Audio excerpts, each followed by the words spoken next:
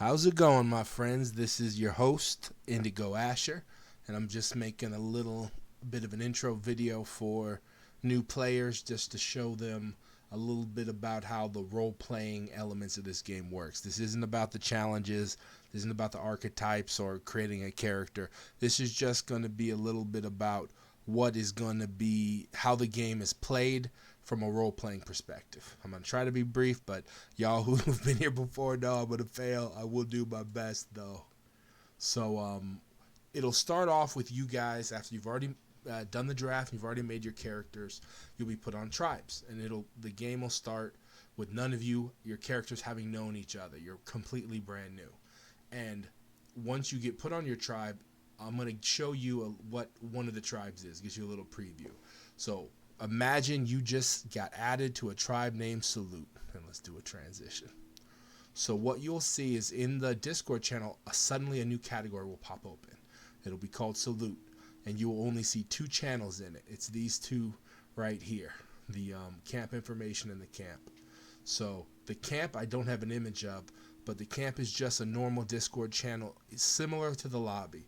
The difference is there'll be a little bit of an intro story that I've already posted and an image of what your camp looks like. And you will be 100% in character role playing in there. This channel, everything you type in is public. Anybody who comes to that tribe is going to be able to see what was said on that tribe. Anybody on that tribe will see. So the camp channel isn't really made for strategizing or whatnot. The camp channel is just made so people can talk and make loose plans and decide out what kind of actions you're going to take. I'll touch briefly on actions later, but just so you know. But the second channel is called the Camp Information Channel, and that channel will look will look exactly like this. I just took a screenshot of it. Let's first talk about the beginning portion of this top half, where there's a big image where it says Salute, has our logo, and then it has this little toggle that says choose your words wisely. What this is this is your map. You will click this toggle and it will open up a series of channels, and I'm going to transition to that now. So here's the Salute map. It opens up 3 new channels. One is Campfire, one is Tree Mail, and one is the Beach. If you click that toggle and you click, for example, Campfire, you put that box, that little check in that box, you will get a new role automatically added to you. And that means back on this screen over here, where there was only 2 channels, a new channel will suddenly pop up, and it'll say whatever you chose there. And when you're in there, you can see anything that's happening in there actively. But if you leave, you lose all access to what's happening in there. And for example, let's go back to the map. If me and let's say my co-host Tony are on the same tribe, if me and Tony are in Campfire and we're talking and we're plotting, and there's a third person, say the assistant producer for this show, Frank Lopez. Say Frank Lopez is down there in Tree Mail. We can be planning to eliminate, to backstab Frank Lopez, and Frank wouldn't have no idea. If he then toggles and comes into the Campfire, he would not see anything that we had said about prior to him getting there.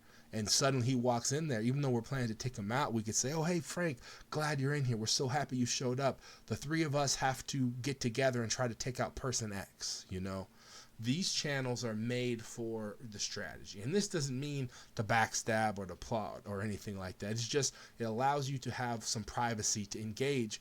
But at the end of the day, anybody can walk in. So there needs to be a little bit of paranoia where you're looking up there and seeing who's in the room, because that's a big part of it. So let's go back over here. So that is the first hop here. This is what the map is. But what else is this down here where it says day 1 and there's just 2 images? You can't really see it here, but I have it larger for you. So the black one at the bottom, that is your Campfire. And at the beginning, it's going to be out. And if your fire stays out, a lot of things are going to happen. So the first thing is you're going to lose 20 stamina every day. And what is stamina? We'll get there in a second. You can see the stamina information on the screen, so you can read that if you want, but I'll read it in a second. So, and you cannot cook fish, so you will not be able to eat. Every day you will have 2 actions, and those actions let you manipulate, not the game, but it lets you make impacts to the game.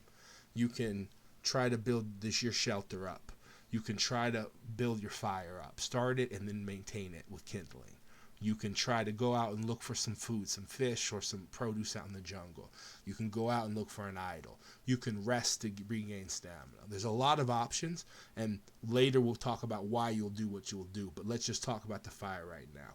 Let's say you guys, I'll talk about stamina since that's here.